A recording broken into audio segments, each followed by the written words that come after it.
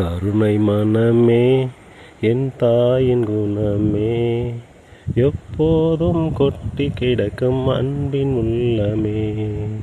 குளிரென்றால் மார்போடு, மழை என்றால் குடையோடு, வெயில் என்றால் நிழலோடு நீ வளர்த்தாய்.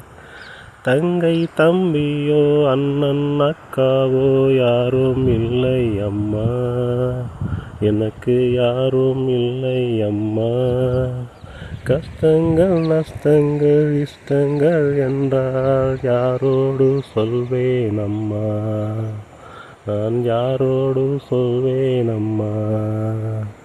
உறவென்று சொல்ல ஊரில்லையே, எதிர்பார்த்து இருப்பதற்கு செய்தி இல்லையே, நலமென்று கேட்க நாதி இல்லையே.